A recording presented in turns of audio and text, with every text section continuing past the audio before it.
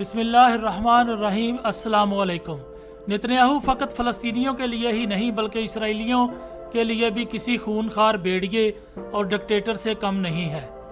2016 ईस्वी से 2021 ईस्वी तक नेतन्याहू पर लगने वाले इल्ज़ामात ताहाल मुकदमात नहीं बन पाए।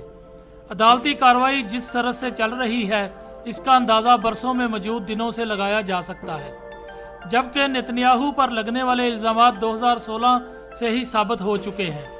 नेतन्याहू की दूसरी बड़ी मुश्किल असम्बली में उसकी जमात को अक्सरियत ना हासिल होना है। अगर नेतन्याहू की जमात इसराइलियों के माबैन मकबूल होती तो नेतन्याहू कब से पार्लिमान से इस्तिस्ना हासिल कर चुका होता। आप देख रहे हैं golden news channel.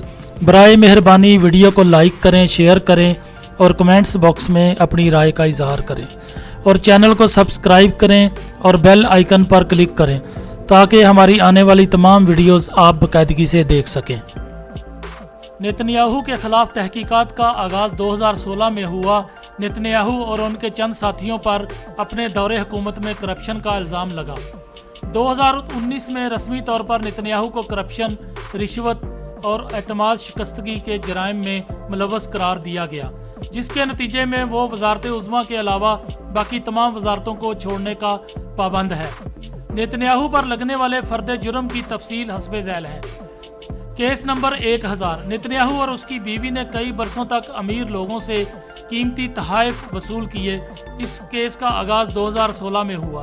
Case number 2000। Netanyahu और इसराइल के अखबार यदूदियत अर्नाहोत के चेयरमैन और एडिटर के हमरा होने वाली गुफ्तगू से मुतल्लिक है, जिसमें नेतन्याहू अहरनोत अखबार के मद्दे मुकाबल अखबारों को नुकसान पहुंचाने के लिए कानून साजी से मुतल्लिक बात कर रहा है। केस नंबर 3000 बराह रास्त नेतन्याहू से मुतल्लिक नहीं है बल्कि उन लोगों से मुतल्लिक है जो नेतन्याहू के करीब हैं और उन्होंने जर्मनी के साथ होने वाली डॉल्फिन क्लास सब मैरीन जंगी कश्तियों का सौदा किया। केस नंबर 4000 नेतन्याहू के पास जब वजारत मवासलात का कलमदान था के दौरान बैज़क कंपनी से तल्लुकात बनाए। Case number 1270। ये केस दर्ज बाला केस 4000 से मुतल्लिक है, जिसमें नेतन्याहू ने अपनी बीवी के खिलाफ मुकदमा ख़त्म कराने के लिए अटार्नी जनरल के उम्मीदवार को तैनाती का लालच दिया। नेतन्याहू ने इन इल्ज़ामात और सज़ा से बचने के लिए इसराइली असम्बली में 1 जनवरी 2020 ईस्वी को इस्तिस्ना की दरख्वास्त जमा करवाई। नेतन्याहू ने 28 दिसंबर 2020 को इस्तिस्ना की दरख्वास्त वापस ले ली। याद रहे कि कोरोना वबा के ज़माने में भी नेतन्याहू के खिलाफ इसराइल के मुख्तलिफ शहरों में मुजाहरों का सिलसिला जारी रहा। 18 फरवरी 2020 को इसराइली वजारत कानून ने ऐलान किया कि नेतन्याहू का मुकदमा 17 मार्च 2020 से यरूशलेम की ज़िली कोर्ट में सुना जाएगा। ये मुकदमा 17 मार्च को ना शुरू हुआ बल्कि 24 मई 2020 तक मुलतवी कर दिया गया। इस केस की आखिरी पेशी 4 मई 2021 को हुई, जिसमें अदालत में ये मदई पेश किया गया कि नेतन्याहू ने अखबार की वेबसाइट से 2014 ईस्वी गजा जंग में मारे जाने वाले इसराइली फौजियों के खानदानों से मुतल्लिक रिपोर्टें हटवाईं। एक इसराइली फौजी हैडर गोल्डन के अहले खाना ने कहा कि हम पिछले 4 बरसों से अपने बेटे की बाकियात की वापसी के लिए चिल्ला रहे हैं और इदारा हकाम बाला के कहने पर खामोशी इख्तियार किए हुए है।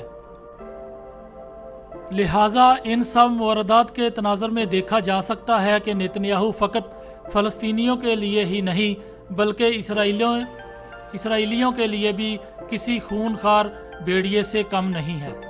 गुज़श्ता 2 बरसों में इसराइल में 4 आम इंतखाबात मुनक्कद हो चुके हैं।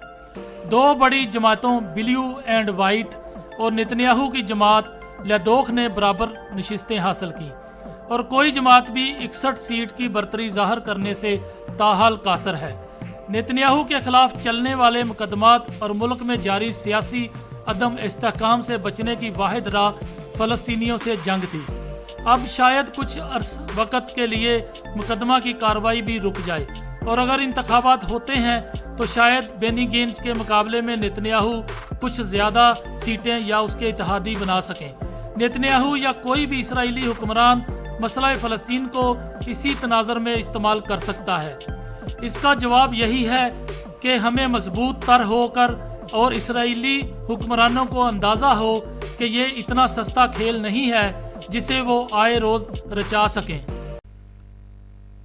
گولڈن نیوز کو سبسکرائب کرنا مت بھولیں، ویڈیو کو لائک کریں، شیئر کریں اور کمنٹس سیکشن میں اپنی رائے کا اظہار ضرور کریں۔ اللہ آپ کا حامی و ناصر ہو۔